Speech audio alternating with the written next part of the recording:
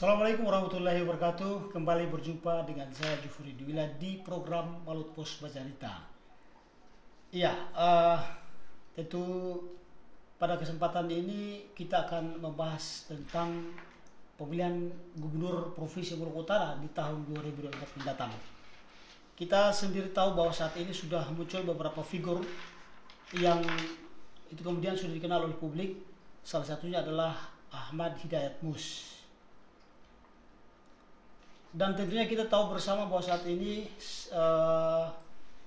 mantan Bupati Kabupaten Kepulauan Seribu 2 periode itu tengah menanti putusan bebas dari Mahkamah Agung salinan putusannya. Dan tentu saat ini juga sudah hadir dua narasumber di tengah-tengah kita. Yang pertama adalah Bapak Muhammad Kunoras.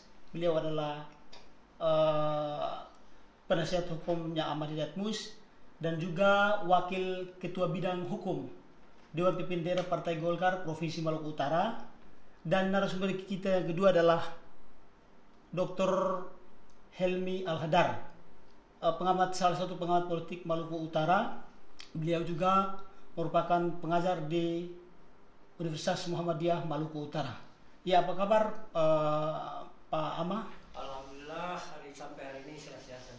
Iya, Pak Dokter, apa kabar? Alhamdulillah, baik-baik. Oke, iya. Tentunya pembahasan kita pada kesempatan ini lebih merujuk pada Pilgub 2024, tetapi khusus kepada peluang Bapak Ahmad Hidayat Mus. Nah, saya ke Ko Ama dulu. Untuk posisi Bapak Ahmad Hidayat Mus saat ini dari sisi hukumnya seperti apa, Pak Ko Ama? Ya, terima kasih kesempatan yang diberikan kepada saya bahwa memang benar saya adalah salah satu Iya. Penasihat hukum dari mantan Bupati Sula sekaligus calon gubernur pada tahun 2017 yang tersangkut sejak tahun 2014 itu tersangkut dengan perkara pidana korupsi. Nah, setiap momen politik itu selalu saja AHM ini namanya mencuat di publik. Karena memang bacaan saya di luar hukumnya itu nanti giliran Pak Helmi punya ranahnya, tapi saya bacaan saya dari kasus-kasus yang pernah terungkap pada saat momen-momen politik. 2014 AM dilaporkan tentang kasus Masjid Raya yang akhirnya bebas sampai ke Mahkamah Agung. Begitu lagi tahun 2017 muncul lagi isu yang kasus korupsi juga, yaitu Bandara Bobong. Nah, pada saat Bandara Bobong ditetapkan sebagai tersangka di Polda Maluku Utara, kita mencoba mengajukan upaya hukum berupa lembaga institusi yang diberikan oleh KUHA pasal 77 sampai pasal 80, namanya lembaga pra peradilan, dan itu dimenangkan oleh kita dalam hal ini AHM. Penetapan tersangka terhadap diri AHM itu tidak sah, oleh karena itu dia harus diperintahkan dihentikan penyidikan. Tapi lagi-lagi ini karena momen politik, maka ada unsur politik masuk sampai ke dalam. Akhirnya sebenarnya itu bukan pengambil alihan oleh KPK, tapi diserahkan oleh Polda. Karena waktu itu menurut saya ya, itu urusan politik, tapi menurut saya ada nuansa politik yang terlalu kental untuk mencapai urusan hukum. Nah, sekarang sampai ke KPK dalam melakukan penyelidikan akhirnya menetapkan AM sebagai tersangka. Kemudian kita pra peradilan juga. Pra peradilan memang dari aspek hukumnya, dari penerapan hukumnya, memang semestinya AM itu tidak bisa ditetapkan sebagai tersangka karena KPK mengambil over proses penyelidikan dilakukan oleh Kapolda Maluku Utara yang notabene sudah dibatalkan oleh Pengadilan Negeri Ternate. Nah, dalam penerapan hukum tidak boleh satu institusi hukum, ya satu institusi negara sudah memutuskan bahwa tidak boleh, tapi institusi lain bisa mengambil alih. Tapi kita lepaskan itu. Nah, oleh karena itu proses persidangan sampai ke Pengadilan Tindak Pidana Provinsi DKI Jakarta Pusat, Pengadilan Tipikor, itu juga saya masih sempat mendampingi beliau. Dan tuntutan jaksa pada waktu itu 12 tahun. Akhirnya diputus oleh hakim dengan segala pertimbangan, hanya dihukum 2 tahun. Kemudian kita sebagai penasihat hukum mengajukan perlawanan berupa banding. Hanya Mahkamah Agung? Belum, ke Pengadilan Tinggi. Nah, Pengadilan Tinggi putusan itu naik lagi menjadi 4 tahun. Dan sampai ke Mahkamah Agung, kita kasasi. Tetap Mahkamah Agung menguatkan putusan Pengadilan Tinggi Pengadilan Tinggi DKI Jakarta. 2 tahun tadi? 2 tahun tadi, bukan 4 tahun. Oh, 4 tahun. Karena Pengadilan Tinggi menaikkan 2 tahun. Jadi Mahkamah Agung sependapat dengan pertimbangan hukum Pengadilan Tinggi DKI Jakarta dengan hukuman tetap seperti biasa. Nah, karena masih ada upaya yang namanya upaya luar biasa, karena upaya banding kasasi itu upaya biasa dalam perspektif hukum. Penegakan hukum, bukan hukum, penegakan hukum. Nah, upaya PK atau peninjauan kembali itu luar biasa. Jadi upaya luar biasa PK itu bisa diajukan oleh terdakwa, keluarga, dan penasihat hukum atas dasar kuasa, dan juga diajukan oleh Jaksa Agung demi kepentingan hukum. Nah, sekarang permohonan itu diajukan oleh terdakwa. Nah, dengan putusan PK yang notabene nomor dan segala macam sudah ada, tapi isi salinan putusan itu kita belum terima. Tapi pada pokoknya bahwa judul dari putusan itu adalah dikabulkannya permohonan PK dari yang diajukan oleh AHM atau kuasanya. Dengan demikian putusan PK itu ada 4 isinya. Kalau itu diajukan oleh terpidana, bukan terdakwa lagi, terpidana, maka isi pertama poin 1 bebas. Kalau bukan bebas, lepas dari tuntutan hukum atau onslah dalam istilah hukumnya. Yang ketiga, isinya tuntutan tidak diterima karena tidak memenuhi syarat formilnya atau NO. Yang keempat, penerapan hukum yang seringan-ringannya. Nah, itu yang belum diketahui. Ini yang belum diketahui. Karena memang belum dapat salinan putusan dari Mahkamah Agung. Tapi perlu kita tahu bahwa syarat untuk tadi kan pertanyaannya apa berpeluang atau tidak. Nah, kalau menurut saya berpeluang itu semua orang berpeluang. Namun ada syarat dalam untuk mengajukan sebagai seorang calon gubernur atau kepala daerah, baik kota, kabupaten maupun provinsi, itu harus memiliki syarat. Salah satu syaratnya tidak terkait dengan tindak pidana yang ancaman hukumannya 5 tahun ke atas. 5 tahun ke atas. Jadi bukan dilihat dari hukumannya. AHM kan hukuman 4 tahun. Jadi bukan hukuman itu. Ancaman 5 tahun. Maka dia tidak bisa maju sebagai calon pada saat momen itu berlangsung. Nah, karena ancamannya. Kalau dia jadi terdakwa, maka dalam perspektif syarat menjadi gubernur itu dinonaktifkan sementara. Jadi dia punya hak. Kalau dia masih tersangka, dia masih punya hak untuk mengikuti. KPU tidak bisa menolak karena belum ada terdakwa. Sekarang ini proses sudah jalan, kan? Proses pidananya jalan, sebenarnya belum berjalan.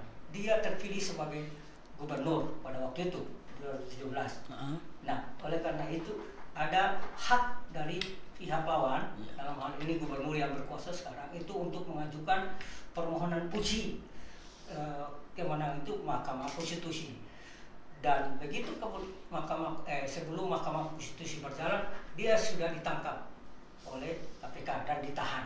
Disitulah dia tidak keberdayaan dia untuk tidak lagi berpeluang. Nah, sekarang dia sudah bebas, dia sudah dikabulkan permohonannya. Oleh karena itu, kalau dikabulkan, meskipun dia dari aspek 4 tadi, saya yakin dia berpeluang. Kenapa? Karena syarat di sana ancaman pidana, bukan ancaman perdatanya, ancaman dendanya, administrasinya, dan ancaman lain-lain, tapi ancaman pidana. Tapi apakah kepastian peluang pasti bahwa Ahmad Hidayat Musi ini maju gubernur juga tergantung saat ini menunggu salinan putusan Mahkamah Agung? Kalau saya dari perspektif isi putusan tadi, karena tidak mungkin akan putusan akan naik. Berarti diperkirakan bisa punya peluang yang jadi saya peluang itu, saya misalnya kalau peluang 3 tadi memang masih bisa ikut, 4 juga bisa ikut, 4 itu dari 4 tadi, kecuali dia ditolak permohonan PK-nya. Ini kan isinya bebas dulu, lepas, tidak diterima, dan denda, hukuman yang menerapkan hukuman yang paling ringan. Kalau hukuman paling ringan berarti harus ikut 2 tahun. 2 tahun yang pengadilan negeri putus. Kan gitu, berarti dia terhalang dengan putusan hukuman karena pidana, bukan hukumannya. Syarat di sana kan ancaman. Nah, oleh karena itu dari perspektif putusan itu, saya belum pastikan bahwa dia berpeluang atau tidak karena kita semua belum baca. Iya. Tapi saya berkeyakinan bahwa Ahmad Hidayatullah bisa berpeluang untuk maju di gubernur. Iya, saya 2024. punya keyakinan 100%. Kenapa? Karena dalam putusan sampai Mahkamah Agung itu tidak dicabut hak politiknya. Oke. Tentunya keyakinannya bahwa Ahmad Hidayatullah berpeluang. Kita akan kita akan geser ke Pak Dokter. Pak Dokter sendiri melihat dengan kemunculan Ahmad Hidayatullah di Pilgub 2024 ke depan itu seperti apa Pak Dokter sendiri? Ya, saya lepas saya tidak bicara hukum. Dari memang aspek sampai politik ya. Ahmad Hidayatullah HM ini ikut bertarung, ikut berkontestasi ya, sebagaimana yang saya bilang bahwa tokoh ini merupakan tokoh yang fenomenal dalam tanda petik. Ya, bahwa kita mau suka apa nggak suka, bahwa AHM itu masih memiliki masa yang real gitu ya. Dan itu kalau kita lihat dari Pilkada 2019, saya lihat bahwa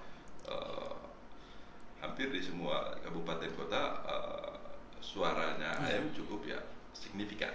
Itu menjadi indikator. Artinya dari sisi pengaruh masih punya pengaruh yang bisa dibilang hampir sama dengan pemilihan gubernur tahun lalu. Betul, pasti. Nah, itu masalahnya sebesar apa nanti kita uji di ini. Tetapi bahwa minimal dalam pemberitaan atas PK-nya AHM kemarin saya melihat publik atau pendukung AHM itu begitu antusias begitu ya, di FB yang merespon ya positif dengan gembira itu cukup banyak, dan di kampung-kampung itu artinya HM masih diterima oleh publik untuk itu yang saya mengatakan ya, saya pastikan bahwa HM masih memiliki, dan saya semua ya kontestan akan memperhitungkan HM gitu ya, kan, memperhitungkan kehadiran Ahmad Hidayatullah di Pilgub 2024. Oh iya, dia merupakan salah satu kontestan. Kalau memang ikut bertarung, dia punya kans yang paling tidak ya sama dengan kontestan yang lain begitu, bahwa AHM tidak jadi underdog begitu ya, meskipun sudah ada kasusnya ini begitu kan ya kan, tapi tidak popularitas elektabilitasnya masih cukup. Artinya tidak semata-mata kasus ini mempengaruhi elektabilitas dan popularitas Ahmad Hidayatullah. Mungkin ya berpengaruh ya, tetapi sejauh mana pengaruhnya itu mungkin ya belum ada survei ya. Tetapi secara subjektif saya bisa katakan mungkin nggak terlalu banyak begitu. Kenapa? Karena menurut saya ada beberapa hal yang pertama bahwa AHM ini kekalahan AHM ya kemarin masih pendukungnya atau masih belum puas gitu ya dengan kontroversi gitu kan, kontroversi hasil pemilihan gubernur tahun lalu ya, minimal sebagian orang ya menganggap bahwa AHM sudah dikalahkan begitu, artinya bahwa di dalam saat dia bertarung itu dia sudah ditetapkan sebagai tersangka. Ibaratnya orang di saat dia bertarung ya sudah diborgol begitu, gitu kan? Ya, kan? Lalu kemudian dia merupakan Maluku Utara ini yang lekat dengan etnik, yang politik etnik. AHM dianggap relatif, dia merupakan tokoh yang tidak terlalu ya kental ya, toh dia etnik yang kecil yang nggak banyak pengaruh. Nah, ini membuat dia punya karisma. Lalu faktor lain borosnya dia yang identik dengan suka membagi-bagi uang atau membantu orang, istilahnya orang-orangnya itu begitu lekat ya, lalu muda ya, segar kan, kan? Nah ini orang masyarakat di grassroots yang ekonominya lemah itu lebih melihat tokoh yang memiliki uang yang banyak itu lebih diberikan apresiasi. Lalu kemudian citra ketegasan, ya, nah, itu ya dimiliki oleh Ahmad Hidayat Mus tadi. Ya, AM terlihat sebagai terkesan, ya, atau di framing, gitu kan, sebagai tokoh yang keras, ya, tegas, ya kan. Namun di saat yang sama diidentikan dengan Robin Hood, gitu. Bukan Robin Hood mungkin, ya, orang yang suka membagi-bagi uang lah, gitu. Apa itu membantu atau apa, gitu kan? Iya. Oke, tentu kita bicara soal peluang Ahmad Hidayat Mus ke depan di 2024 membutuhkan partai politik. Salah satu partai yang memang sudah tidak asing lagi bagi kita adalah Partai Golkar.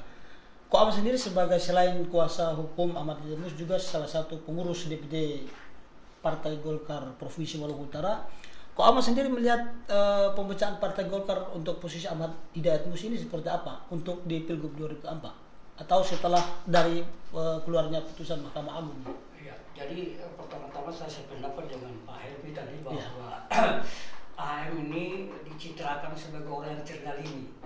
Nah, apabila putusan Mahkamah Agung dalam hal ini PK atau peninjauan kembali itu keluar dan bebas, maka elektabilitas dan popularitas semakin meningkat. Kenapa? Karena dia sudah tadi Pak Helmi bilang itu sudah di publik itu menganggap bahwa AM itu tidak limit, dan dari dulu lagi saya. Oleh karena itu khusus dalam Partai Golkar, karena memang Partai Golkar itu ada mekanismenya. Maka mekanisme pertama adalah pendaftaran, kemudian diikut survei, kemudian fit in proper test. Nah, apabila PK ini AHM lolos dari jeratan hukumnya, dalam hal ini bebas dari tindak pidana korupsi yang disangkakan kepadanya, dituduhkan kepadanya, maka Partai Golkar akan mempertimbangkan kembali untuk apakah AHM ini harus bisa ikut untuk disurvei atau tidak. Karena ini Partai Golkar itu kan bukan miliknya AHM sendiri. Tapi lagi-lagi meskipun bukan wilayah ranah saya untuk melihat dari aspek politik, bahwa kekuatan Mus dalam Golkar itu masih kuat.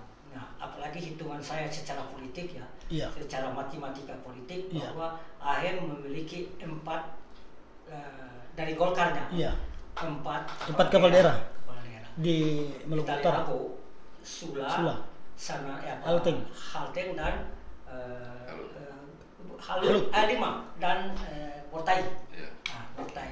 Nah, oleh karena itu memang wacana yang diwacanakan di luar resminya Golkar itu seperti yang kemarin disampaikan secara pribadi oleh sekretaris Golkar, bahwa Golkar masih berkehendak untuk mengajukan AHM dalam pilkada. Wacana yang berkembang di internal Golkar dan sudah dipublis lewat online, berita online sekretaris, tapi itu pribadi belum dirapatkan. Nah, belum dirapatkan untuk menentukan siapa, karena belum ada momen partai untuk masuk ke momen pertarungan ini. Kan belum, kan mungkin 2023 tahapan kan. Di situ baru kita bisa membaca. Itu giliran Pak Helmi bacaannya. Tapi yang jelas di dalam Partai Golkar itu kan ada beberapa. Sebelum adanya putusan PK AHM ini kan yang jelas bahwa setiap partai, semua partai itu selalu saja mengajukan ketua umumnya, ketuanya. Nah, waktu itu masih pembicaraan kecil di lorong-lorong, di pintu-pintu jendela-jendela itu pasti ketua Golkar itu diajukan sebagai kandidat untuk bertarung ke 2024. Nah, dengan putusan ini yang masih samar dalam bentuk isinya, materinya, itu jadi berubah. Oke, selain Golkar, apakah nanti Ahmad Hidayat Mus berpeluang dilirik oleh partai lain atau tidak? Saya ke Pak Dokter. Pak Dokter sendiri lihat seperti apa? Apakah akan dilirik oleh partai lain jika nanti Ahmad Hidayat Mus berpeluang lagi untuk maju di Pilgub 2024 nih, Pak Dokter? Sebelum saya jawab itu, saya lengkapi dulu yang tadi juga. Saya pikir juga kemunculan sambutan untuk AHM ini juga tidak terlepas dari kekecewaan terhadap GK ya. Belakangan ini citra GK sedang menurun gitu, ya. Nah ini juga ikut mempengaruhi popularitas AHM gitu, ya. Nah mengenai kans AHM, saya kira kan partai-partai besar di sini ada Golkar dan PDIP yang sudah 8 kursi, masing-masing hanya butuh 1 kursi untuk maju, begitu kan? Ada Nasdem, ada Demokrat, ada Gerindra dan Demokrat, merupakan partai papan tengah. Nah, kalau kita melihat bahwa dan kemudian ada partai-partai kecil ya. Kalau partai-partai tengah ini nampaknya belum memiliki figur yang sangat menonjol begitu ya. Mungkin akan muncul sebagai kejutan nanti di belakang, ya, itu kita belum tahu. Tapi dilihat dari permukaan partai-partai ini, kalau sampai pada akhirnya mereka tidak memiliki figur yang mereka anggap punya nilai untuk diusung, maka AHM sangat berpeluang. Ya, kan? Karena biasanya kan partai politik ini lebih cenderung untuk yang pragmatis kan, dia lebih berhitung siapa yang punya peluang dan apalagi orang yang cukup memiliki finansial yang cukup. Ini sangat mungkin untuk direbut sama AHM ataupun yang lain juga misalnya kan. Tapi dalam konteks ini pembicaraannya AHM. Nah, begitupun dengan partai-partai kecil yang cuma 1-2 kursi begitu. Mereka juga relatif kan mau lebih baik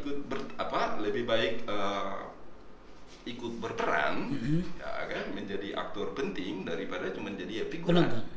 Ya kan, toh kalau mereka ikut ke partai besar kan mereka cuma pengekor. Ya kan, mereka akan berhitung kalau ada alternatif, tokoh alternatif, kenapa enggak? Ya kan, kita bergabung, kita usung dia, ya kan, pasti kan pembagian kuenya kan lebih didapat gitu, dan kans menang pun ada, ya kan. Nah, ini yang saya maksud bahwa bukan hanya AHM ya kan, tetapi salah satunya AHM sangat punya kans untuk itu, gitu. Mengingat popularitas dan elektabilitasnya yang cukup tinggi, saya kira kalau Golkar tidak mengusung AHM, bukan tidak mungkin, sangat mungkin partai-partai ini akan memanfaatkan itu, apalagi kalau AHM mampu untuk melobi. Gitu. Ya, perlu kita lihat sendiri untuk Golkar sendiri, apa akan mungkin dan pasti akan mengusung Ahmad Hidayat Mus dari sisi politiknya. Pasti ya, kan kita tahu bahwa di Golkar juga kan ada faksi-faksi, ya, dan Elang dengan AHM ada di posisi yang sangat berbeda, gitu. Sehingga saya melihat kemungkinannya akan sangat bergantung kepada dinamika di Jakarta yang berhubungan dengan Pilpres, begitu kan. Artinya kalau kita lihat bahwa kalau kemarin kita lihat pertarungan Bamsud dengan Erlangga, kan, faksinya AHM, kelompok AHM kecenderungan ke Bamsud, ya. Nah, pada akhirnya Erlangga menang kan, gitu kan, dengan lalu kemudian JK terlihat punya kecenderungan kayak Anies, gitu, kan, menjadi arsiteknya Anies, gitu kan. Nah, saya melihat bahwa ini kalau Erlangga maju dengan perahu Golkar, maka berpotensi untuk terjadi perbedaan kepentingan. Ya kan, karena misalnya kalau Erlangga misalnya harus berpasangan, misalnya kemarin kan kita lihat Nurdin Halid memancing untuk Ganjar nyebrang ke Golkar, kan, gitu kan. Ya, bisa aja begitu kan, kalau terjadi misalnya, lalu kemudian Ganjar dengan Erlangga, terus Anies misalnya, bagaimana begitu Golkar? Mungkin kepalanya ke Erlangga, badan dan ekor bisa ke Anies, begitu kan. Nah, akan dia berdampak ke daerah. Akan berdampak ke daerah. Ya, nah kita tahu bahwa Elang lebih Lebih ke Erlangga. Lebih hubungannya lebih dekat dengan jabatannya sebagai apa? Wakil sekjen apa? Dia salah satu wakil sekjen. Salah satu wakil sekjen DPP. Kan jadi bukan nggak mungkin kan? Nah, ini terjadi. Sementara AHM kita tahu AHM meskipun belakangan ini juga saya melihat alien gencar memasang baliho Erlangga dan minta didoakan semoga Erlangga. Nah ini saya lihat ada usaha-usaha untuk melobi. Nah di dalam politik itu semuanya mungkin. Oke. Secara umum kita lihat bahwa saat ini selain Ahmad Hidayat Mus ada juga beberapa figur yang tengah muncul ke permukaan. Salah satunya adalah di antaranya adalah Benny Laos, Muhammad Kasuba, mungkin juga Taufik Majid. Pak Dokter sendiri lihat figur-figur ini untuk ke depan apakah juga merupakan satu pesaing berat atau seperti apa Pak Dokter? Ya, pesaing berat juga. Ya, kita tahu MK merupakan tokoh lama, figur lama dengan Trah Kasuba. Ya kan di 2018 kemarin juga ya salah satu kontestan. Kemudian sekarang AGK akan menjadi wasit di ini, ya kan? Terus faktor politik etnik akan ikut berpengaruh. Kita tahu Togale merupakan salah satu etnik yang besar di Maluku Utara.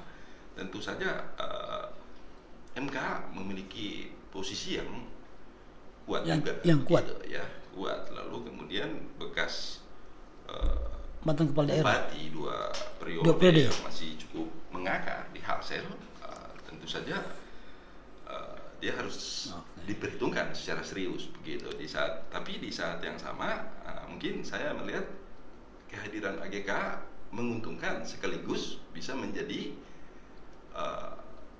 kerugian karena popularitas AGK yang belakangan ini lagi tidak terlalu baik-baik saja gitu kan, tetapi ini politik ya, AGK masih punya waktu untuk menyelesaikan.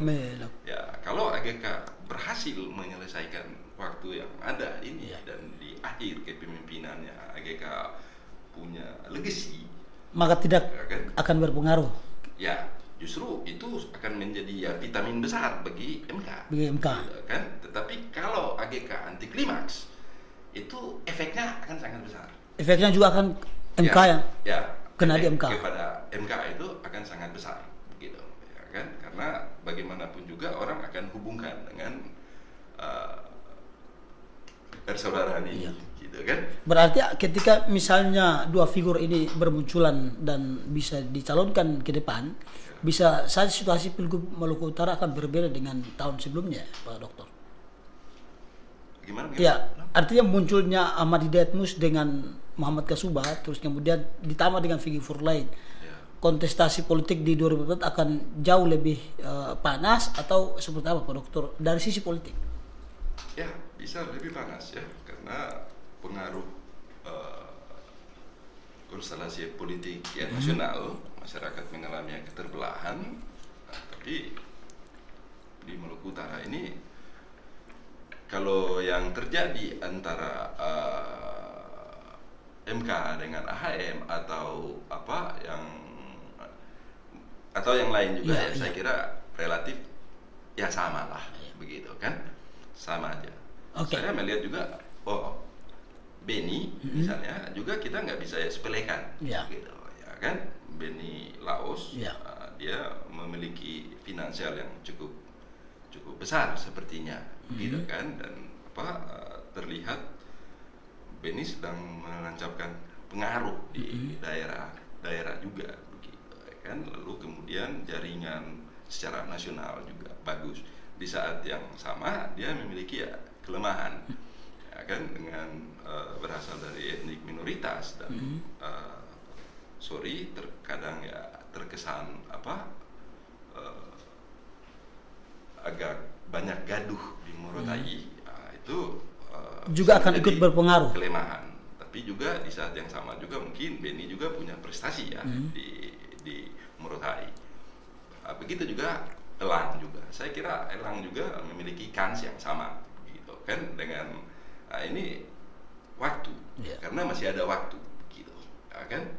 Jadi siapa yang mampu menjual dirinya secara baik, ya kan, bisa menawarkan program gagasan-gagasannya. Begitu juga Taufik Majid dan Sultan Tidore saya melihat sebagai kuda hitam, gitu kan. Artinya bahwa yang lain ini yang sudah memang identik dengan politisi lama, maksudnya kan.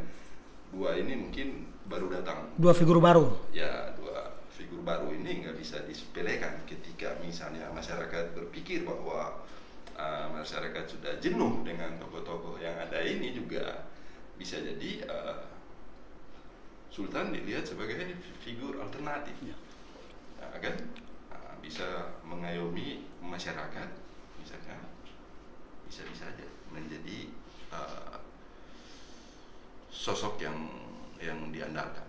Begitu juga Taufik Majid sebagai orang muda yang belum punya noda juga di ini, dengan jaringan nasional juga sepertinya ya, saya yang baik di ini, saya kira dia nggak bisa disepelekan. Jadi dua figur ini juga tidak harus bisa disepelekan. Ya, mungkin Sultan kelemahannya barangkali finansialnya atau bagaimana, ini bisa menjadi hambatan gitu ya. Tapi intinya bahwa saya melihat dalam politik semuanya sangat mungkin begitu, sampai pada, karena ini bagaimana marketing marketing politiknya dimainkan kan, dengan range waktu yang masih cukup untuk ini. Siapa yang mampu untuk meyakinkan publik?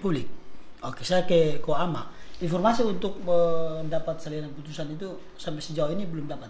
Iya, sebelum ke situ saya mencoba memberikan matematika politik dulu.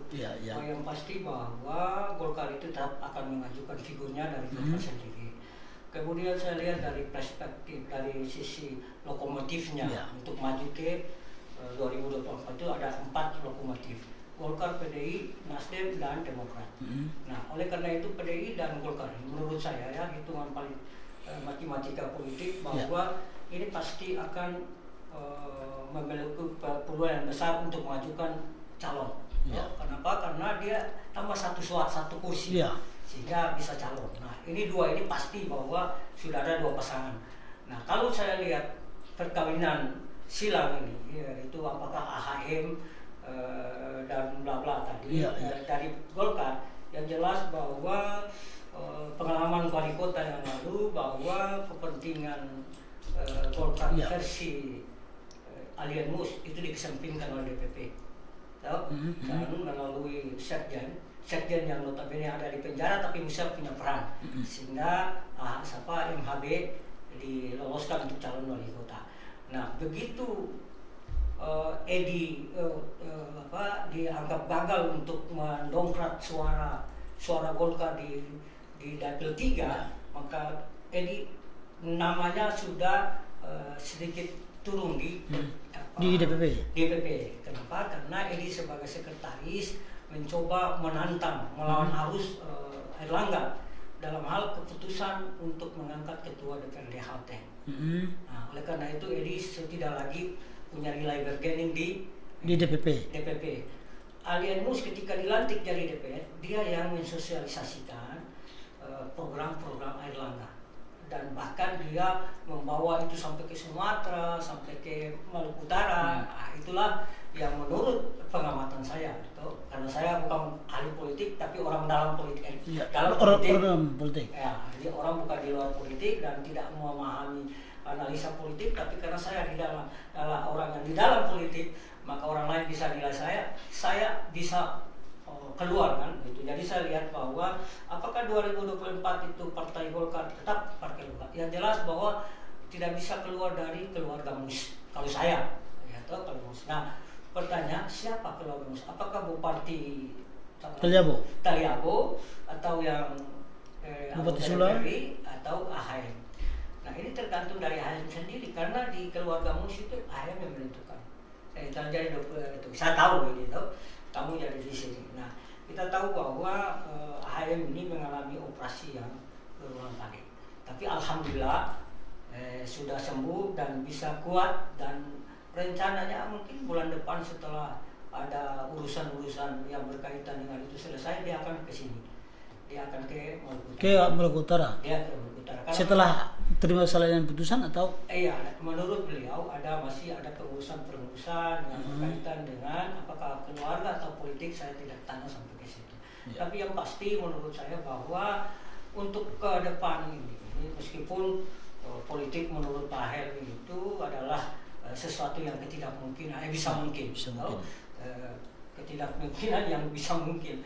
Jadi bisa saja Edi, bisa saja orang lain. Nah, di dalam Golkar itu, ini saya cuma menguping saja bahwa pasti akan survei itu Sultan Tidore. Ada yang nama yang mencuat ini, mencuat. Ya akan nanti Golkar lakukan survei. Survei semua yang mencuat ini, termasuk wali kota Tidore. Nanti akan disurvei seperti tahun-tahun sebelumnya yang pilkada itu. Tapi harapan saya bahwa terlepas dari apakah AJK atau AHM atau apa, ya jelas karena itu adalah yang penting bahwa tidak seperti tahun-tahun sebelumnya yang ketika ada seperti Pak Helmi, yang penting tidak ada kecurangan. Tapi kalau saya orang hukum, kalau bicara soal momen politik, saya bilang curang dulu baru bisa mendapatkan kemenangan. Karena karena politik itu adalah kecurangan yang diformalkan. Di mana kecurangannya? Dalam undang-undang sendiri bahwa harus ruci di atas 2%, tidak diperiksa lagi, kan begitu. Jadi kecurangan yang diformalkan dalam undang-undang.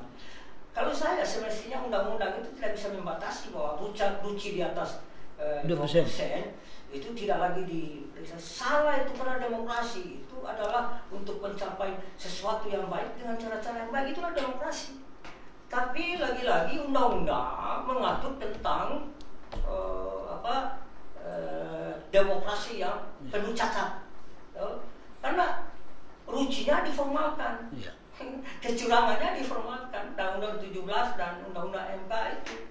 Nah itulah yang saya bilang sampai kiamat.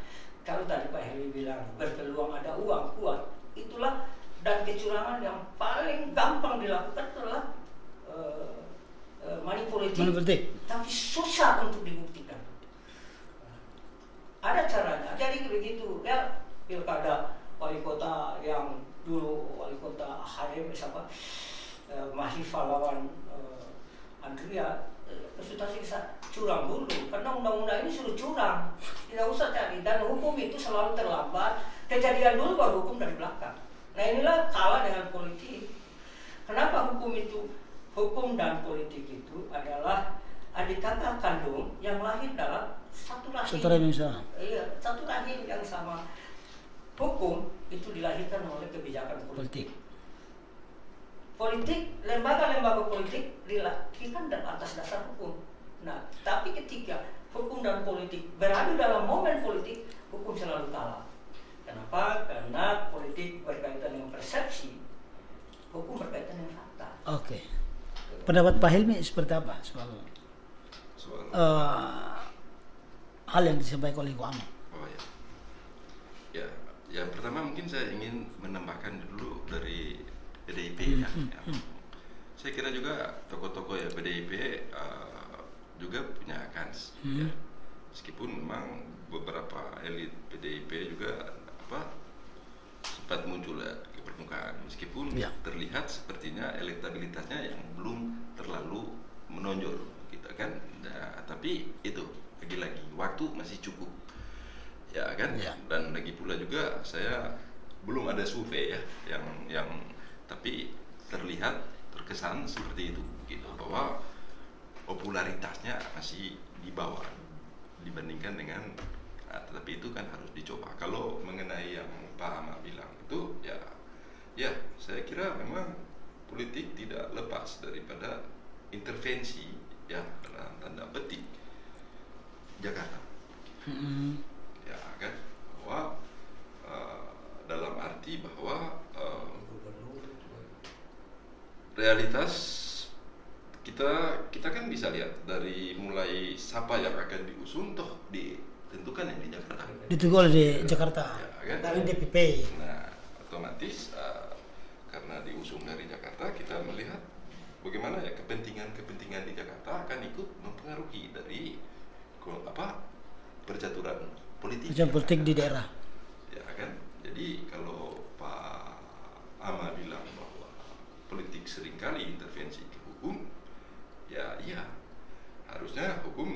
Jadi intinya bahwa politik masih menjadi panglima ya, hukum masih belum jadi panglima begitu dalam. Nah ini yang barangkali paling nggak itu kesan publik secara umum. Kan kita sering mendengar orang masyarakat awam mengatakan si A menang tapi si B yang dilantik. Ya kan? Nah ini akibat dari pengalaman politik yang sering terjadi di setiap momentum politik. Ya, di Maluku Utara ini terutama gubernur yang masyarakat terkesan sepertinya ada pihak lain yang ikut mewarnai hasil ini. Gitu. Nah ini yang harus hati-hati. Gitu. Karena kalau sampai begini terus bisa berbahaya. Ya kan orang bisa jadi apatis. Oke, saya kira untuk pertemuan kita saya akhiri. Terima kasih banyak Pak Dr. Kuama. Terima kasih banyak. Ya, assalamualaikum warahmatullahi wabarakatuh.